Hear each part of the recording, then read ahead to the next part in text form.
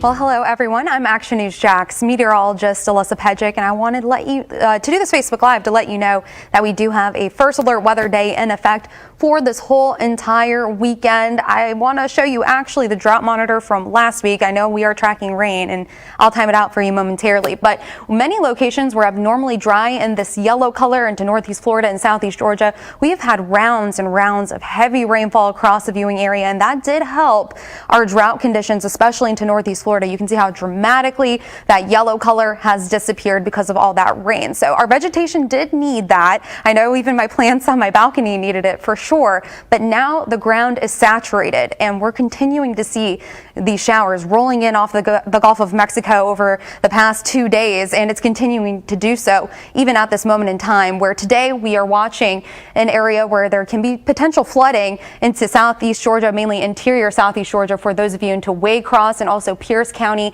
and kind of edging to Lake City and also Columbia County into northwest Florida. So that's the threat for today, and we're starting to really see these showers and even some storms rolling in off the Gulf of Mexico right now, and that will continue throughout this evening. So grab the rain gear as you head out the door this evening. For tomorrow, the threat will shift eastward as this front begins to lift northward. So all of southeast Georgia and all of northeast Florida will be under a potential flood risk to end out the weekend for your Valentine's Day. So a flash flood watch is actually in effect to the west of us until 7 o'clock tomorrow, but included into that aerial flood watch is Waycross and mainly the northern tier of Ware County until 7 p.m. But notice we're starting to see really some of these showers rolling in. Not too impressive right now, but there are some moderate pockets moving into Clinch County, southern Clinch County right now. But I want to take us into Duval County right now, where there is some light rain, moderate rain though,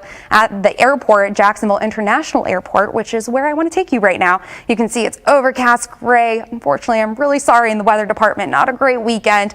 It's gray, cloudy at the airport, even just with some light sprinkles. Temperatures mild into the mid-60s with winds from the north at 5 miles per hour. You can see the rainfall rates, as I said, not impressive in Duval County, around 1/10 of an inch an hour, and it's moving really quickly. So if you're heading out, just bring the rain gear with you, and when you're driving, you'll just need that windshield wiper a couple of times. But still, to the west, seeing some moderate to even heavier pockets about to move into southern Ware County into Eddy at 5:53, Folkston at 6:34, and Woodbine at 7:08. Now taking you southward into northeast Florida, just some light rain from Middleburg extending to Stark, Lake Butler, also into Lake City, but there's this pocket that will shortly be into Lake City at 6:19, Sanderson at 6:56, and McClenny at 7:13. Notice in the Gulf of Mexico, we have a whole lot of activity to go, many hours of rain tonight, so be sure to umbrella up and have the rain gear with you this evening if you are planning on heading out the door, because we do have a lot of rain to go tonight. This is the front that we're watching. It's stalling over northeast Florida right now, bringing mild temperatures to the south, but cooler and more stable air for those of you into southeast Georgia. Look at this widespread temperature map.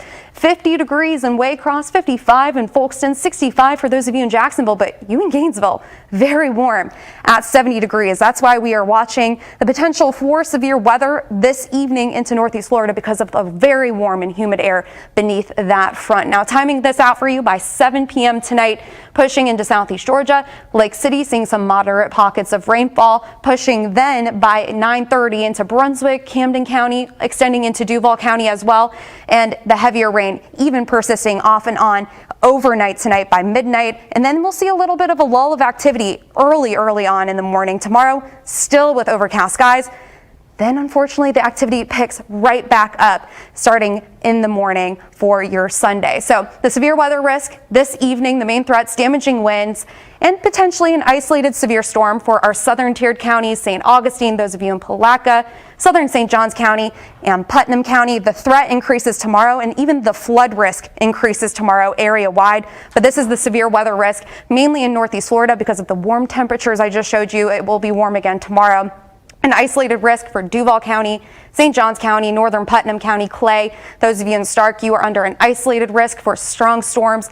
gusty winds and even isolated tornadoes, but in that orange color, a higher risk for southern St. Johns County, Flagler County, and southern Putnam County. So for this first alert weather day, it's in effect through tomorrow with waves of heavy rain and storms, possible flooding 1 to 3 inches, and localized flooding and even some stronger storms to end the weekend. And unfortunately, we're still tracking waves of heavy rain even into next week. But I'm going to continue to give you updates really for your Daytona 500. If you're watching it tomorrow, what the race is going to look like weather-wise, and also when we'll see some sunshine. I have that finally in your 7-day forecast, which I'm definitely very excited about. So I'm going to look now and see if you guys have any questions here.